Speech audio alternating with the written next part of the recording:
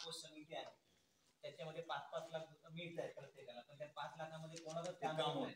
तर तुम्ही काय करता, तुम्ही ग्रामकोष समिती ही एकच बनवली, त्याच्यामध्ये सगळे वार्ड मेंबर येतात, त्याच्यामध्ये तुम्हाला कळते की ह्या गावाची अडचण आहे, मग तुम्ही काय करता ते त्यांचे 5 लाख दुसऱ्या गावाचे 5 लाख त्यांचं कन्वर्जन्स म्हणजे एकत्र करून तिथे तुम्ही हँडपंप आता तिथे रोड काढायचे आपल्याला, दीड पंपला 2-2.5 लाख रुपये लागून जातात. सोलर बेस वरती बसवलं तर 5-6 लाख रुपये बसून जातात. सोलर बेस वर बसवलं तर 5 ते 6 लाख. मग आता तिथे रस्ता बी काढायचा आहे. आता एकदा रस्ता काढला, कच्चा रस्ता काढतो आपण, रस्ता काढला आणि तिथं पाण्याची सुविधा जर झाली नाही, पावसाळा येऊन गेला तो रस्ता बी वाया जातो. मग आपल्याला एक्झॅक्ट जर काम करायचं, सुविधा जर पोहोचवायची असेल, रस्ता बी तेव्हा त्याच वर्षी करायचे आणि पाण्याची सुविधा बी त्याच वर्षी करायची. म्हणून आपण एकत्र ती ग्रामकोष समिती ठेवली आणि ग्रामकोष समितीमध्ये बी आपण प्रत्येक आपले इथले 17 मेंबर आहे, सरपंच मिळून असतात. प्रत्येक मेंबराला त्या ग्रामकोष समितीचे सदस्य बनवतो. म्हणजे वार्ड मेंबर त्या तो ग्रामपंचायत ग्रामकोष समितीमध्ये आहे. मग ते लोक त्यांना मत देऊन निवडलं आहे, मग त्याच्यावरती विश्वास मग त्याने ते सांगितलं ते करावं. आणि अडचण येत होती आम्हाला, जो विगतवारी करून दिला होता ना, आता कात्रीची लोकसंख्या किती? कात्रीची लोकसंख्या 6,000 6 ते 7,000 इथली फक्त कात्रीची आहे. जो जेवढा बी पैसा होता तो कात्रीमध्ये, कात्रीवाल्यांना आमचे लोक आहेत त्यामुळे नाराज, पण इकडच्या तिकडच्या खेचून आणायची क्षमता आपल्याकडे होती म्हणून तो बाहेर तिथं बाकीची यंत्रणा बी काम करायला तयार नाही. मागेतून कोरला किंवा वाहवानी नाही, कात्री कोरच नाही. मग आपला हक्काच्या निधी आहे, ग्रामसभा ठरवू शकते, ग्रामसभा जर तरतूद करू शकते तर सरांचे मार्गदर्शन घेत राहतो आम्ही. म्हणजे एकंदरीत साहेब तुम्हाला असं म्हणायचं आहे की शासन निधी देतो, पण तो विभागून देतो, प्रत्येक पाड्याला. तर त्यामुळे व्हायचं काय की कोणत्याच पाड्याचं काम व्हायचं नाही, ना रस्त्याचं व्हायचं ना पाण्याचं व्हायचं. मग त्याच्यावर तुम्ही युक्ती काय शोधून काढली की आपण ग्रामकोष समिती वेगवेगळ्या ठेवण्यापेक्षा एकच करू, आणि त्याच्यामध्ये प्रत्येक वार्ड मेंबर येईल. तो वार्ड मेंबर आपल्या वार्ड मधल्या पाण्याची अडचण, रस्त्याची अडचण ही समजावून घेईल आणि ती ग्रामसभेमध्ये मांडेल. मग ग्रामसभेमध्ये तुम्ही तुमची कार्यकारिणी ठरवेल की बाबा ह्या गावामध्ये पाण्याची टंचाई आहे, तर तिथे त्याला रस्ता पण नाही, आधी रस्ता बांधा आणि नंतर पाण्याची सोय पण करा. मग त्यासाठी तुम्ही काय करता, जे आलेले सगळे निधी आहे ते एकत्र करता आणि त्याच्यावर काम करता. त्यामुळे तुमची कामं होतात आणि ते जर विभागल्या गेली तर ते कसं होणार नाही. बरोबर ना? कसं होणार? सुंदर. आता मागच्या वेळेस बी असं झालं, आमची ग्रामसभा 5 गावाच्या वेगवेगळ्या समिती बनवायच्या म्हणून कितीतरी ग्रामसभा झाली आमच्या. 5 गावाच्या वेगवेगळ्या ग्रामकोष समिती बनवायच्या म्हणून. आपल्या ग्रुप ग्रामपंचायतीमध्ये किती? 5 गाव आहे. 5 गाव आहे. 5 गाव. 5 गाव आहे. Okay sir. आणि त्याच्या लेखांमध्ये आमची रेकॉर्ड बी केलेलं आहे, व्हिडिओ बी असते, ते बी भेटून जाते. पण आमचे लोकच नाही सांगत नाही एकत्रच असते. समजलं. म्हणजे तुमच्या लोकांना ते कळलं एकत्र आल्यामुळे फायदा होतो. विगतवारी जर केली 25% जर आपण खर्च पाडला तर एक बी काम पूर्ण होणार नाही.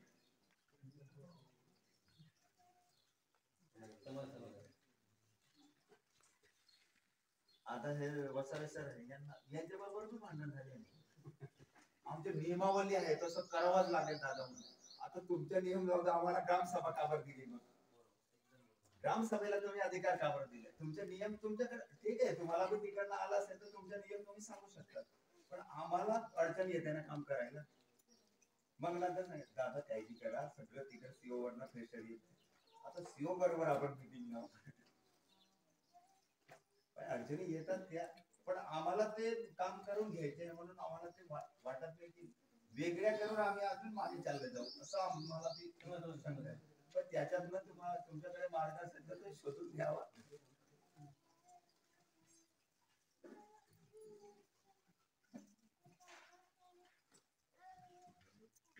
प्रत्येक वार्डामध्ये महत्वाचं काम काय आहे ते ओळखू आणि तो निधी एकदम तिथे वापरू. ते डेव्हलप दिसतं आणि त्याची जी अडचण आहे हे एखादी शाळा वगैरे तुम्ही बघता, आता 750 पोरांना आम्ही डिजिटल पाट्या दिल्या, दफ्तर दिला किंवा खेळण्या दिला, एकत्र फंड होता म्हणून आम्ही करू शकलो ना ते.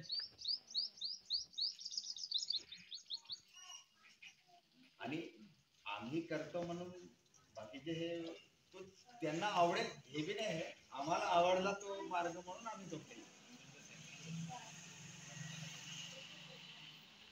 आणि आम्ही फक्त म्हणजे याच्याने सांगतो की कोण बी केव्हा बी विजिट देऊ शकतो आमच्याकडे आणि बिंदास विचारा. फक्त आमचे लोक कसं जास्त बोलत नाही म्हणून ते बोलू शकत नाही.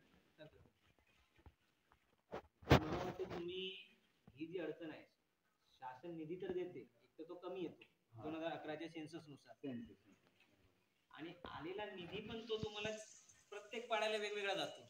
त्याच्यामध्ये प्रत्येक पाड्याने 4 गोष्टींवर काम करायचं आहे. म्हणजे आलेला 1,00,000 रुपये हे शेवटला प्रत्येकाला 25 किंवा 20,000 रुपये जातात.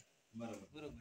तर त्याच्यावर तुम्ही तोडगा हा शोधला की जर गावात कामं व्हायची असतील, प्रत्येक वार्डात कामं व्हायची असतील, तर आपण 5-5 ग्रामकोष समित्या न ठेवता एकच ठेवूया, सगळा निधी एक करूया. म्हणजेच काय, जेव्हा 5 गावांचे 5 लाख होतील, त्या 5 लाखामध्ये आपण एकत्रितपणे ज्या गावाची निकड जास्त असेल किंवा जिथे फारच गरज तिथे काम उरकून टाकू.